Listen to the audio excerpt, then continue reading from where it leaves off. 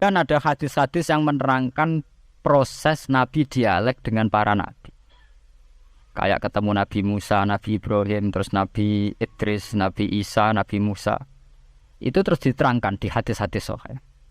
Ini kalau balik tentang keterangan wau, sebetulnya pertemuan-pertemuan ini itu dimaksudkan Nabi biar punya tradisi yang sama dengan Nabi-Nabi sebelumnya. Karena ini penting ya. Sama nek rasane dadi kiai. Niku kroso banget. Misalnya kita akan dididik ala pesantren misalnya. Kita punya kiai-kiai yang punya tradisi.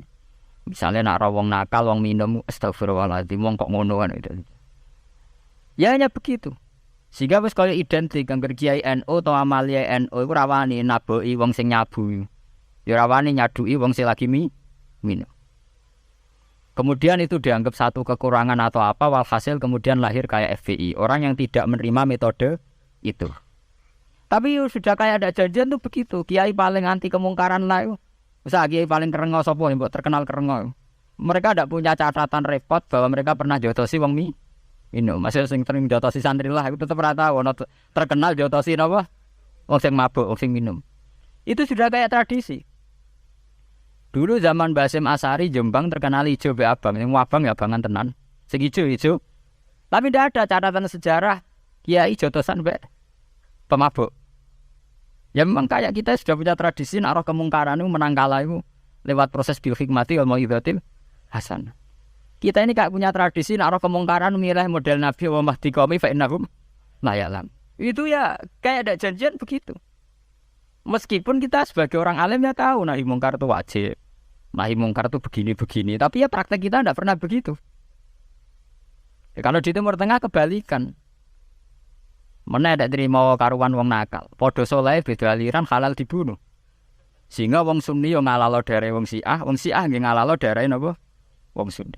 Ya sudah kayak tradisi. Sampai nak maca kitab fikih khas Arab. Wah biasa muni wong ngene iku muhaddarun damu. Padahal ya wong soleh, wong Islam di mazhab apa nis disebut darun apa? Damu. Sehingga kita itu tadi kita punya tradisi. Saya tuh kalau sedang tahajud, matehai para wali-wali songo atau apa, itu yang terpikir di saya itu hanya satu. Agama Islam itu lahir lewat Quran dan hadis. Tapi kemudian tahu-tahu tetap berimprovisasi, berkembang sesuai tokoh yang membawa. Samaan kalau melihat Islam di India dulu sampai perang besar-besaran, kemudian zaman Abul A'la Al-Maududi, zaman periode Muhammad Iqbal, sampai India pecah, kemudian jadi Pakistan yang bernegara apa? Islam. Karena banyak konseptor Islam yang tidak setuju negara sekuler. Akhirnya mereka misah jadi negara Islam Pakistan. Kemudian Timur Tengah juga begitu. Karena Timur Tengah sudah Islam semua, masalahnya itu diislamkan ala Sunni atau ala Syiah. Iran menjelma sebagai aliran Syiah. Yang Sunni dianggap sesat, halal darah. Irak zaman Saddam Hussein pemerintahan Sunni. Sing Syiah dibantai. Sehingga wong Kurdi do mati. Era Saddam keok gentenan Saddam sing di bantai. Makanya kalau saya ngaji di Jogja, seminar di Jogja bilang, kita ini harus bersyukur. Kita ini punya tradisi konflik yang terbaik di dunia. Inggris, kita ini punya tradisi konflik yang terbaik di dunia. Sampai nak Isra Ikhwanil Muslimin teng Mesir, Badan Intelijen Nasional atau Badan Stabilitas Nasional, Bakor Setanas atau itu harus terima kasih sama tradisi tokoh-tokoh Islam di Indonesia. Lepas dari kita setuju dan setuju itu terserah. Tapi kita punya tradisi konflik yang paling baik di dunia. Kurang bencinya Gus Dur sama FPI atau FPI sama Gus Dur. Paling mereka ya adu statement di depan wartawan. Itu bagus sekali. Itu orang yang ngarap wis tembak-tembakan. Kita punya sejarah. Secara pesantren saya itu punya sejarah panjang. Zaman Mbah Imam beda dengan Mbah Zubair. Zaman Kiai Memun beda dengan Kiai yang lain. Paling adu statement saat ada tamu itu paling bagus. Kita punya tradisi konflik paling bagus di dunia.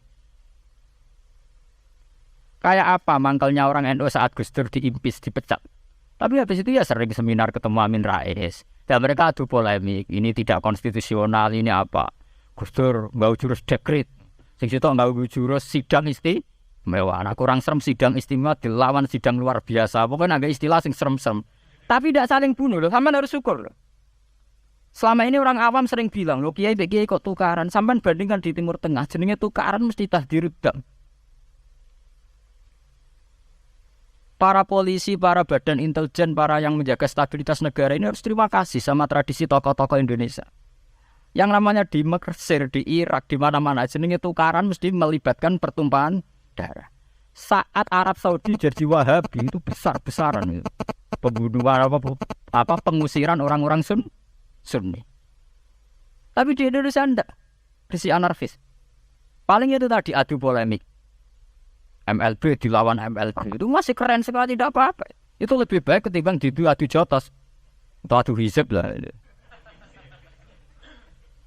Itu masih bagus. Nenda ini sampean biar paham, biar syukur jadi bangsa Indonesia. Kita punya tradisi konflik yang baik.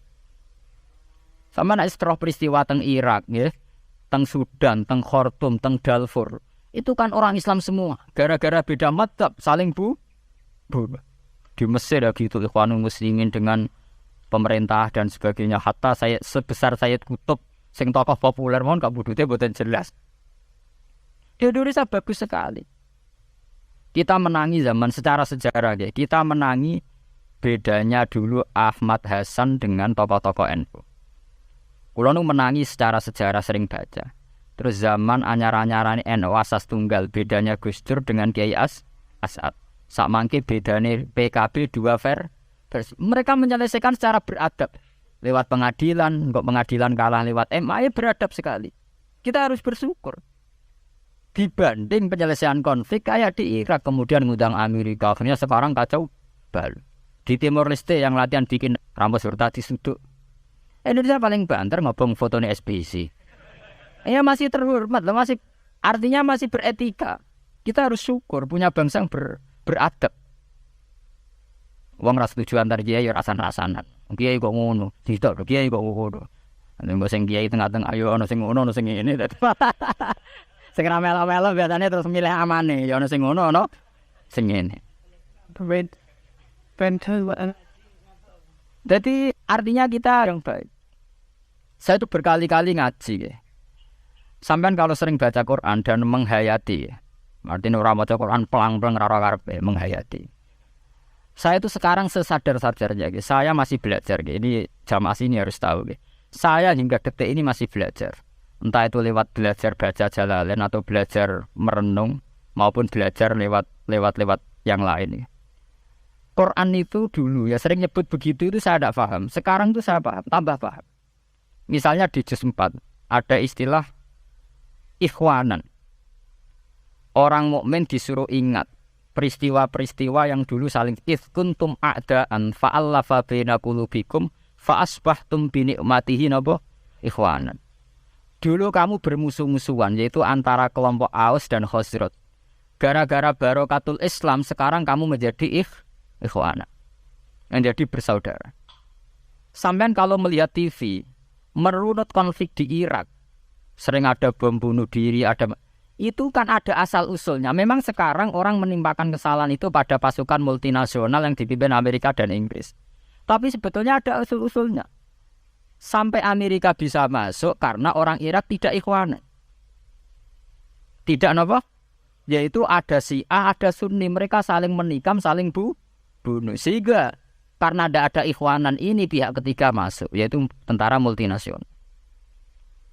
Makanya saat di Jogja ditanya, cara jenengan sebuti menyangkut Ahmadiyah, menyangkut konflik di Jakarta, saya bilang, sekarang setiap orang bikin from apa forum, yaitu baik, kalau niatnya baik-baik. Tapi andaikan saya ditanya Tuhan nanti, hak kowe iku kelompok apa? Pokoknya anggar NU atau Muhammadiyah aja mayoritas, aku milih salah sitok itu.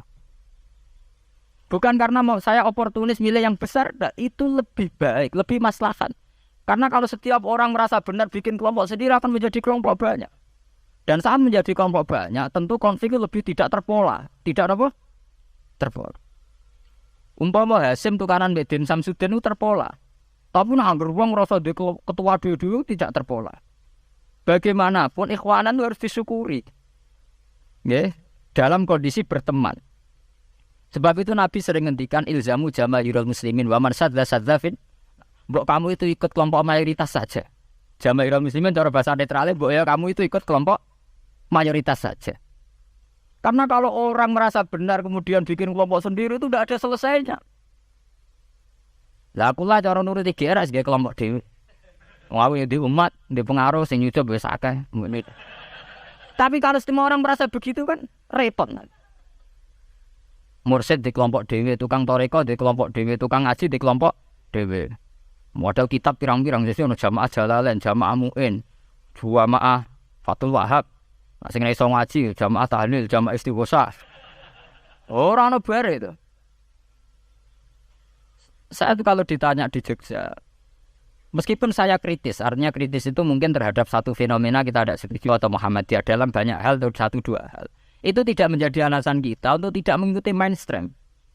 Karena kalau mainstream ini dilanggar, itu kita tidak akan ikhwanan. Dan akibat negatif dari tidak ikhwanan adalah kayak kasus Irak.